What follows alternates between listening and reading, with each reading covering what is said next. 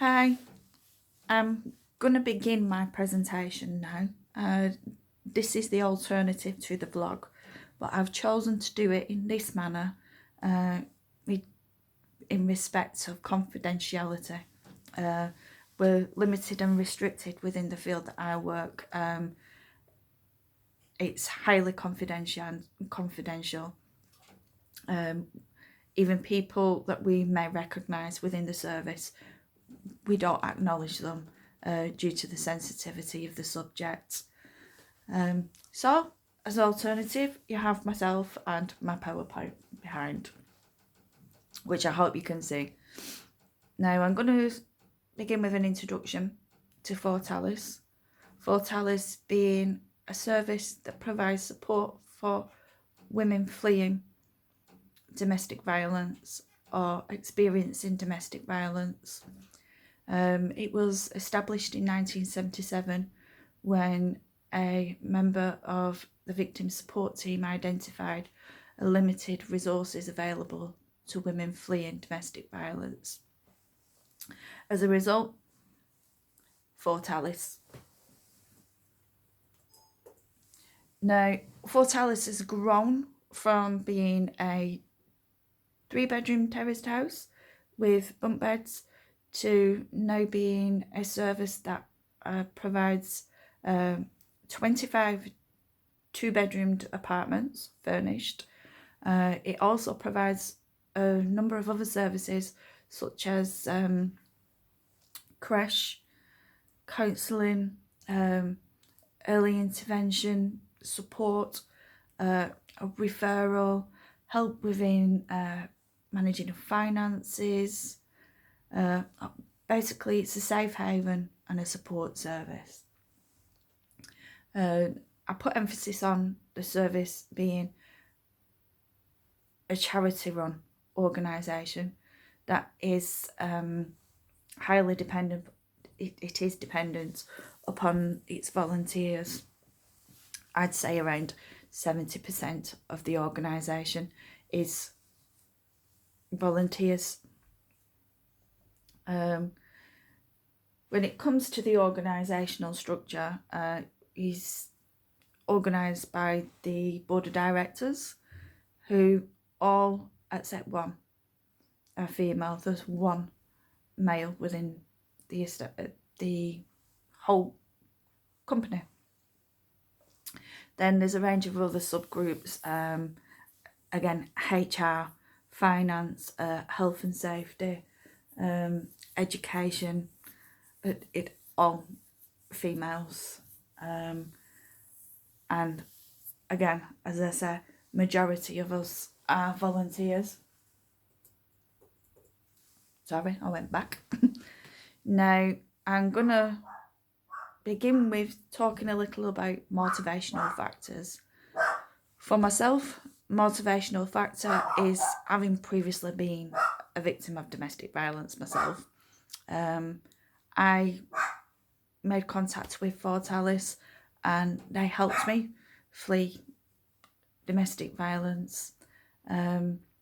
So it's strong there, but I can vouch for the quality of the service, and I think I can also vouch for the success of the service. This is what motivates me. I want to represent being a survivor of the topic, not just a victim. I'd rather promote survivors than victims. As well, when it comes to our applied experience placements, I wanted to do a placement what I felt would be relating psychology. It would be psychology related. And over the years, whilst I've been doing my degree, I do relate a lot of psychological theories to domestic violence. I do think there should be a growing awareness and understanding of the theories and relating them to domestic violence. And then maybe, maybe this could be a way of reducing the number of victims. Now, I'm going to start with my first day. On my first day, I was both nervous and excited. I was nervous because, like I say, I was a victim before. Now I was going there as a survivor and as a worker myself, which I was very proud of. My first day, I met the team, who was all very warm and welcoming. It's such a lovely environment to work in. They're all like friends, even family. My mentor, Alison, we have a running joke where we call her mum because she packs our bags off like she's sending us off with a packed lunch. She's lovely. She's supported me thoroughly throughout. Okay, I keep going backwards. Now, one of the main highlights of this journey of applied experience is the training. The training was brilliant for me. It's a high standard of training. I'd run my online training before I even had my induction. Then further training, I think I'm fortunate to have experienced the in-house training that Fortalis provides, as well as providing it to their own staff. They do provide it to a number of other professionals who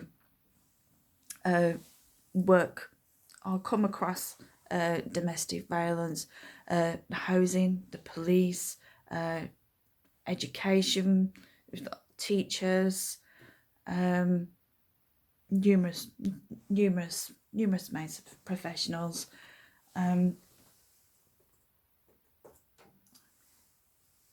Another form of training that they do is not just the training that they provide for professionals. They do provide a training for the victims. Now, this I would recommend to anybody.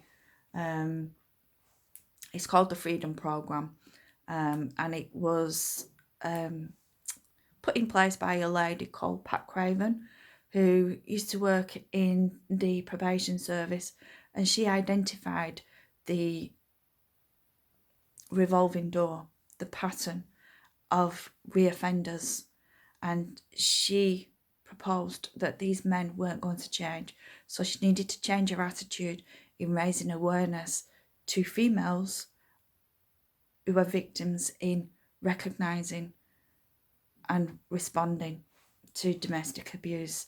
Now, the Freedom Programme,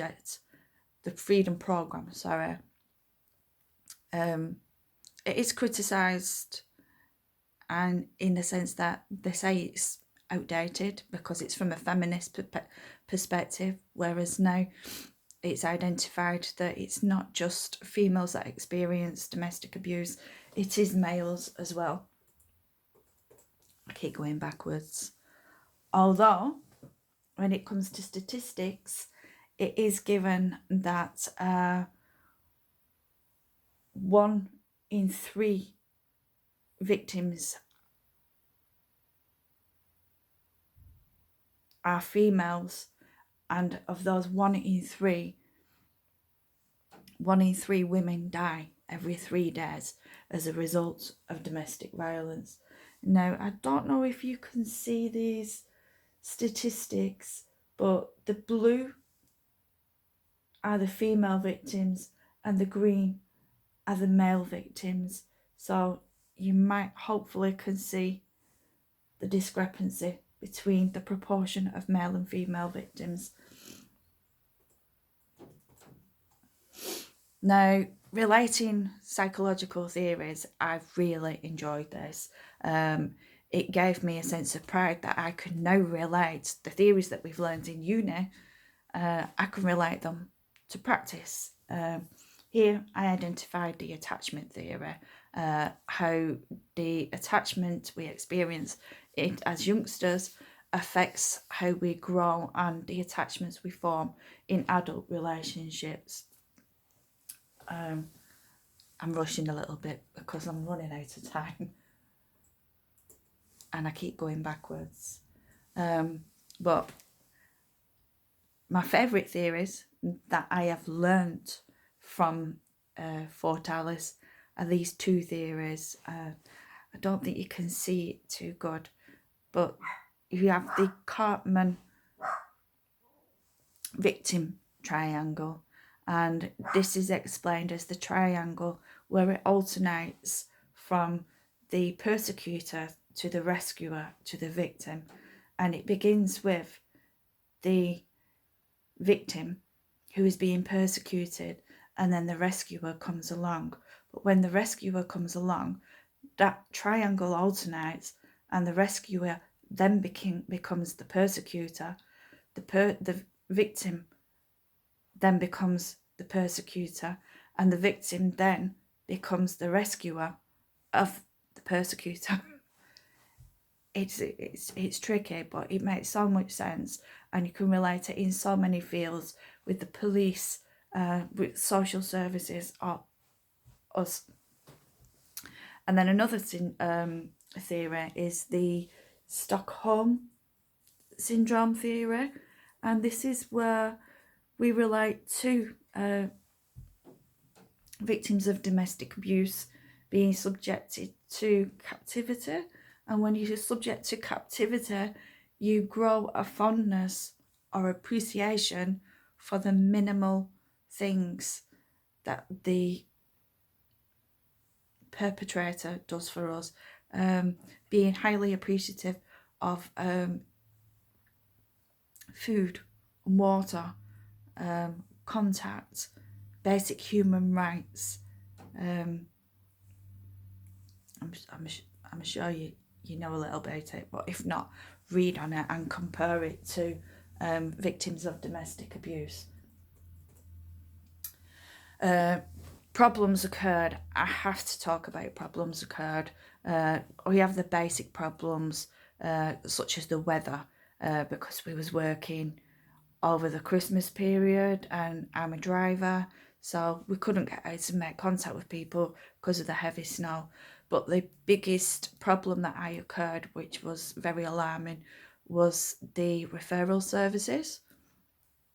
There was a period of time where we had a minimum amount of referrals, and this was a result of the lack of resources from the police and them being available to send us through those referrals.